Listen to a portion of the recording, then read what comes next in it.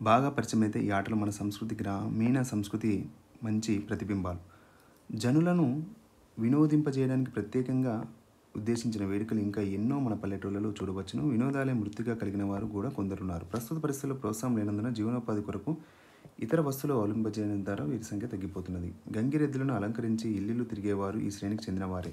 పగటి వేషాలు వేసుకుని ప్రజలను వినోదింపజేసేవారు మనకు కనిపిస్తుంటారు. వీరిని పగటి వేషాల వారిని బహురూప బహురూపముల వారని పిలుస్తారు. విప్ర వినోదులని వారు గారడి విద్యలో ప్రవీణులు. వీరు అనేక ఇంద్రజాల ప్రదర్శన చేస్తుంటారు. వీరందరూ జనుల పోషణ మీద ఆధారపడి పనులను వృత్తిగా తీసుకుని అందులో గొప్ప నైపుణ్యం సంపాదించి నటుల వంటి వారు. పల్లెటూళ్ళలో ఉయ్యాల లూగుట బాల్యకలిగి గాక పెద్దలు కూడా మిక్కిలి మక్కువ చూపించి ఆడ. ఏదో విధంగా ఉయ్యాల మనం అనేక గృహంలో చూడవచ్చును. ఈ మధ్య ఇతర క్రీడల వలె సన్నగిల్లిపోతున్నప్పటికీ గుర్రపు స్వారీ మన గ్రామంలో బాగా అభిమానించిన క్రీడ. మల్ల యుద్ధాలు, కుస్తీలు మొదలైనవి తరతరం నుండి మనవారు అభిమానించి ప్రోత్సహించిన క్రీడలు. తెలుగు దేశంలో జమీందారులు ఇందులో ప్రవీణ అయిన వారి తమ ఆస్థానంలో చేరదీసి వాటిని పోషించారు. దసరా పండుగ సందర్భంలో ప్రజల సమక్షాన ఈ మల్లయుద్ధ ప్రదర్శన కుస్తీలు జరిపించి వారిని బహుకరించే ఆచారం ఇటీవల మన పల్లెటూరులో ఉండిరి. కట్టె సాములో ప్రవీణులైన వారిని మన పల్లెటూరులో చూడవచ్చు. అలాగే కొన్ని వేడుకలు, వినోదాలు, క్రీడలు ప్రత్యేకమైన సందర్భాలు జరుగుతుంటవి. దసరా పండుగ ముందు 9 దినాలు బాణాసంచాలను కాల్చడం, జనప కట్టలను కాల్చడం ఈ తరగతికి చెందిన వినోదము. పిల్లలు ఈ 9 రోజులు ప్రతిరోజు ఈ వేడుకను జరుపుకుంటూ ఆనందిస్తారు. హోలీ పండుగ సందర్భంలో ఒకరి మీద ఒకరు రంగులు చల్లుకోవడం కూడా ఇటువంటి వేడుకలే. ఏరువాక పున్నమ అనగా జ్యేష్ఠ పున్నమ. ఇది చాలా ఇంపార్టెంట్. ఏరువాక పున్నమ అంటే జ్యేష్ఠ పున్నమ. రైతులు మిక్కిలి సంతోషకరమైన పబ్బము. ఆనాడు వారు తమ ఎడ్లను కడిగి వాటిని రంగురంగులతో అలంకరించి తన నాగళ్ళ మీద ఎర్రమన్నుతో సున్నంతో పట్టీలను వేసి ఆ నాగళ్లను భుజాల మీద వేసుకుని ఎడ్లతోని ఊరేగి పొలాలకు వెళ్ళి దుక్కి దున్ని ఆ సంవత్సరం వ్యవసాయం పనులను అత్యంత ఉత్సాహంతో ప్రారంభించుదురు. శ్రీరామనవమి నాడు బండ్లను కట్టుకుని ఊరేగుట పల్లెటూరులో మనం గమనించే మరో వేడుక. సంక్రాంతికి తీర్థాలు వెళ్లే ఆచారం తెలంగాణ పల్లెటూరులో ప్రజలకు మిక్కిలి ప్రేమతరమైన వేడుక. బండ్లను కట్టుకుని తమతో కుటుంబాలతో సంక్రాంతి నుండి శివరాత్రి మధ్య జరిగే ఈ జాతరలో వీరు పాల్గొంటారు. ఇటువంటి జాతరలో ప్రసిద్ధమైనది కొరివి జాతర, ఐనవోలు జాతర, మేడారం జాతర మొదలైనవి. ఈ జాతరలో అసంఖ్యాక జనాలు పాల్గొంటారు. దేవాలయాల్లో సీతా కళ్యాణం మొదలైన ఉత్సవాలు జరిపించడం పల్లెటూరు ప్రజలకు అభిమానాస్పదమైన వేడుక. శక్తి పూజలు పల్లెటూరు ప్రజానీకంలో చాలా ప్రచారంలో ఉన్నాయి. దుర్గా, కాళీ, ఎల్లమ్మ మొదలైన దేవతలు మేకపోతులను బలి ఇచ్చే వేడుక చాలా ప్రసిద్ధి. ఈ విధంగా అన్ని తరగతుల వారికి అభిమానాస్పదమైన వేడుకలు, వినోదాలు మన పల్లెటూరులో పుష్కలంగా ఉన్నవి. కొన్ని వినోదాలు, క్రీడలు స్త్రీలకు మాత్రమే ప్రత్యేకమైనవి. ఇందులో కోలాటం ముఖ్యంగా పేర్కొనదగినది. కాముని పున్నములకు ముందు వెన్నెల రాత్రుల్లో యువతులు ఈ కోలాటం వేసే పద్ధతి తెలంగాణ పల్లెటూరులో బాగా ప్రచారం పొందింది. పురుషులు కూడా కోలాటం వేయడం, ఆ సందర్భంలో పాటలు పాడడం కొన్ని సందర్భంలో కనిపిస్తుంది. అందుచేత స్త్రీ పురుషులకు సమాన ఆధారమైన క్రీడ అని కూడా చెప్పవచ్చు. ప్రత్యేకంగా బాలికలు అభిమానించే ఆట చెమ్మ చెక్క. తెలుగు సీమలో ఏ పల్లెటూరుకు వెళ్ళినా కూడా చూడవచ్చును. అచ్చన గండ్ల ఆట మన పల్లెటూరులో బాలికలు అభిమానించే మరో ముఖ్యమైన రమ్యమైన క్రీడ. కచ్చకాయలను ఎగరవేస్తూ ఆడపిల్లలు ఆడే దృశ్యం మిక్కిలి సుందరమైనది. అచ్చన గండ్ల ఆట. ఓమన గుంటలు బాలబాలికలకు, యువతులకు అభిమానాస్పదమైన క్రీడ. ఒక కట్టె దిమ్మలో 14 గుంటలు చెక్కించి వాటిని చింతగింజలు పోసి ఆటను ఆడుతుంటారు. ఈ విధమైన కట్టె దిమ్మలు పల్లెటూళ్ళకు వెళ్ళి చూస్తే అనేక కుటుంబాలు కనిపిస్తూ ఉంటుంది. గజ్జెన గుళ్ళ ఆట కూడా బాలికలకు ప్రత్యేకమైంది. రుక్మిణీదేవి చిన్నప్పుడు ఈ ఆటను ఆడినట్లు పోతన గారు తెలిపారు. బొమ్మరినిలో కూర్చుని బాలికలు గురుకులలో రకరకాల వంటలు వడ్డించడం వినోదించే ఈ ఆటను ఆడపిల్లలు మిక్కిలి ప్రియమైనది. గిరిని గింజల ఆట బాలికలు అభిమానించే మరో క్రీడా విశేషం. ముగ్గులు వేయడం పల్లెటూరు బాలికలకు, యువతులకు మిక్కిలి ఆహ్లాదకరమైన వేడుక. రకరకాల ముగ్గులను వేయడంలో నైపుణ్యం ప్రదర్శించే స్త్రీలు మన పల్లెటూరులో ఎందు పుష్కలంగా కల్పిస్తుంటారు. ఈ ముగ్గులు తెలుగు పడుతుల సౌందర్య శక్తికి, కళాభిరుచికి మేలు ఉదాహరణలు. ఈనాడు ఎక్కువగా వ్యాప్తిలో లేకపోయిన చిలుకలను పెంచి వాటిని బుద్ధులు చెప్పించి వినోదించే తెలుగు సీమలోని పల్లెటూరు అందరి సంపన్న గృహాల్లో సుందరాంగుల వేడుకలో బహురమ్యమైంది. ఈ విధంగా మన పల్లెటూళ్ళ జీవితాన్ని పరిశీలించింది. క్రీడలకు, వినోదాలకు మనవారు ఎంత ముఖ్యంగా స్థానాన్ని ఇచ్చినారో వెల్లడి కాగలదు. క్రీడాభిరామమైన పల్లెటూరు జీవితంలో ఉత్తమ సంస్కృతి ఈ క్రీడలు, వేడుకలు, వినోదాలు మనకు వెల్లడి చేస్తుంది. రేడియో ప్రసంగం 1959. ఇవి చేయండి. విని అర్థం చేసుకుని ఆలోచించి మాట్లాడండి. ధారాళంగా చదవండి. అర్థం చేసుకుని ప్రతిస్పందించండి. విషయం తోలుబొమ్మలాట, చెరగోనాట, అక్షక్రీడ, అక్ష క్రీడ పేర దాని యొక్క ముఖ్యాంశాలు. కింది పేదం చదివి 5 ప్రశ్నలు తయారు చేయండి. మన రాష్ట్రంలో సాధన శూరులు ఇంద్రజాల విద్యను అద్భుతంగా ప్రదర్శిస్తారు.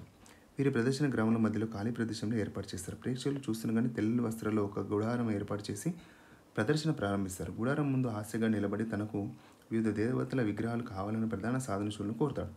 వేములవాడ రాజన్న, ధర్మపురి నరసన్న, తిరుపతి వెంకన్న, కొండగట్ట అంజన్న అంటూ హాస్యగాడు వివిధ దేవుల పేర్లు చెబుతుంటాడు. ప్రధాన సాధన శూరులు ఒక్కొక్క రాయిని ఒక్కో దేవునిగా అభివర్ణిస్తూ మూసి ఉన్న గుడారంలో పెడతాడు. చివరకు గుడారం తెచ్చి చూస్తే రాళ్లకు బదులు దేవతా విగ్రహాలు దీప నైవేద్యాలతో సహా ప్రత్యక్షమవుతాయి. దీంతో చూపల్లో ఆశ్చర్యకతులవుతున్నారు. వీరి ప్రదర్శనలో ప్రేక్షకుల తలపై పొయ్యి పెట్టి పూరీలను కాల్చడం, నీళ్ల గుంటల్లో 3 రంగుల ఇసుకను పోసి విడివిడిగా 3 రంగుల ఇసుకను ముద్దలుగా తీయడం, గుడారంలోని ఒక కర్ర కట్టి వ్యక్తి మరో కర్రను మారడం వంటి అంశాలు అందరినీ ఆకర్షిస్తాయి. స్వీయ రచన కింది 5 పద్యాలు రాయండి. స్త్రీల పాటల వల్ల స్త్రీలకు పిల్లలకు ఎట్లా ఆనందం కలుగుతుంది? వినేవారి రక్తం ఉడికెత్తినట్లు కథ చెప్పడం అంటే మీరు ఏమనుకుంటున్నారో రాయండి. కొన్ని వినోదాలు శ్రీమంతులకు మాత్రమే అందుబాటులో ఉండేవి అనే వాక్యాన్ని ఆర్థిక స్థితి గల ఒకనాటి బాలికల ఆటలు నేటి బాలలు ఆటలు గల తేడా లేనిది. ఇది 10 పంక్తుల్లో రాయండి. క్రీడలు వినోదాలు మానవ జీవితం ఎందుకు అవసరమవుతుందో తెలుపుతాయి. ఆటకు పాటకు వీటన బంధం ఎలా ఉందో చూద్దాం. మీకు తెలిసిన ఏవైనా 4 పద్యాలను బతుకమ్మ పాటలాగా మార్చిరాయండి. ఉప్పు కప్పు రంబు ఉయ్యాలో, ఒక పోలిక నుండి ఉయ్యాలో, చూడ రుచుల ఉయ్యాలో, జడవేరమ్మ ఇలా గ్రామీణ కళాకారులు ప్రశంసిస్తూ మీ మిత్రునికి లేఖ రాయండి. అలాగే పద వినియోగం, పదజాల వినియోగం ఏంటంటే క్రింది పదాలకు అర్థం రాయండి. మేలు కొలుపు అంటే మేలు కొలుపు. మా నాయనమ్మ మేలుకొలుపు గీతాలు చక్కగా పాడుతుంది. ఆసక్తి, వీణుల విందు, శోభ, పురాతనమైనది. ఇవన్నింటి కూడా అర్థాలు. ఈ క్రింది పదాలు చదివి సమానార్థంగా వచ్చే పదాల కింద గీతలు రాయండి. శ్రీరామనవమి పండుగ నాడు, పండగ వైభవంగా ఆ రోజు పర్వాన్ని చూడడానికి తరలివచ్చారు. వేడుక కూడా అంటారు. శ్రీజకు చిత్రలేఖనం పట్ల ఆసక్తి ఎక్కువ. ఆపేక్షతో ఆసక్తితో ఆమె అభిరుచిని ఉపాధ్యాయులు అభినందించారు. రామయ్య గృహం నిర్మించుకోవాలని ఇల్లుకు సంబంధించిన స్థలం కొని సదనం అంటే ఇల్లు అని అర్థం. సదనం అంటే ఇల్లు అని అర్థం. అలాగే వికృతి, ప్రకృతి పదాలు. ఇక్కడ మనం వికృతి పదాలు ఉన్నాయి. వాటిని వెతికి. పబ్బము అంటే పర్వము.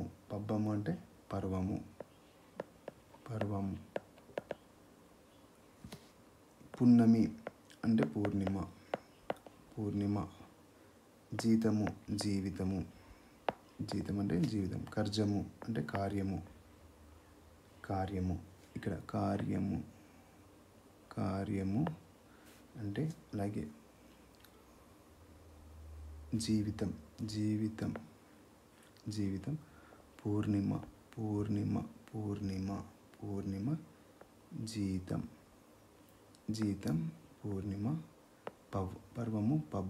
పర్వము పబ్బము. అలాగే ఈ భాషను గురించి తెలుసుకుందాం. సమాపక క్రియ, అసమాపక క్రియ. సమాపక అంటే కంప్లీట్ అయింది, అసమాపక అంటే నడుస్తుంది. శిరీష అన్నం తిని సినిమాకు వెళ్ళింది. ఇక్కడ తిని అనేది అసమాపక క్రియ, వెళ్ళింది అనేది సమాపక క్రియ. రమ బడికి వెళ్ళి చదువుకున్నది ఏంటంటే సమాపక క్రియ, చదువుకున్నది. విజయ్ పుస్తకం చదివి అసమాపక క్రియ, చదివి. నిద్రపోయాడు సమాపక క్రియ, నిద్రపోయాడు. భరత్ బొమ్మలను గీసి ప్రదర్శన పెట్టాడు. క్రియలను బట్టే కాకుండా అర్థాన్ని బట్టి కూడా వాక్యాల తేడాలు ఉంటాయని గమనించండి. ఆహా ఎంత బాగుందో, చేతులు కడుక్కో. మన రాష్ట్ర రాజధాని ఏది? ఈ పై వాక్యాలు ఒక్కో భావాన్ని సూచిస్తాయి. అది ఎట్లాగో చూద్దాం. ఆహా ఎంత బాగుందో ఆశ్చర్యానికి సంబంధించిన అర్థాన్ని ఇస్తుంది కాబట్టి ఆశ్చర్యాన్ని తెలియజేసే వాక్యం ఏంటంటే ఆశ్చర్యార్థక వాక్యం. ఇక రెండో వాక్యం ఉంది. రెండో వాక్యం చేతులు కడుక్కో. ఇది విధిగా చేయాలి, కంపల్సరీ చేయాలి. అంటే చేయాల్సిన పనిని విధిగా చేయాలని అర్థం. చేయాల్సిన పనిని విధిగా చేయాలంటే విద్యార్థక వాక్యం అంటాము. విద్యార్థక వాక్యం అని అంటాము. ఇక మూడో వాక్యం రాష్ట్ర రాజధాని ఏది అంటే ప్రశ్నిస్తున్నాడు. ప్రశ్నించే విధంగా ఉండే వాక్యం ఏంటంటే ప్రశ్నార్థక వాక్యం. ఈ వాక్యాలు ఏ రకమైన గుర్తించండి. మీరు ఏ ఊరు వెళ్తున్నారు? ప్రశ్నార్థక వాక్యం. ఈ పాఠం చదువు అంటే విద్యార్థి కంపల్సరీ చేయాలి, అది విద్యార్థక వాక్యం. వసంత ఎంత బాగా పాడిందో ఆశ్చర్యం. ఆశ్చర్యార్థక వాక్యం. మన పాఠశాలకు ఎవరు వచ్చారు? క్వశ్చన్ మార్క్ అంటే ప్రశ్నార్థకం. ప్రశ్నార్థకం. చెరువులో తామరలు ఎంతో అందంగా ఉన్నాయి కదా. ఉన్నాయి కదా అంటే ఆశ్చర్యార్థకం. ఆశ్చర్యార్థకం. పూలన్నింటినీ హారంగా కూర్చండి చేయమంటున్నాడు అంటే విద్యార్థక వాక్యం. విద్యార్థక వాక్యం. ప్రశ్నల వాక్యాల చివర ప్రశ్నార్థకం ఉంటే ఆశ్చర్యార్థకం ఉంటుందనే విషయాన్ని గమనించండి. ఇవి ప్రత్యేకం. మిగిలిన వాటిని అలా గుర్తులు ఉండవు. ఈ ప్రాజెక్టు పని నేనేవి చేయగలను. క్రీడలు దేహదారుఢ్యాన్ని, మానసిక దృఢత్వాన్ని కారకాలు. క్రీడలు సమయాన్ని ఇవ్వలేని రోగాల బారిన పడాల్సి వస్తుంది.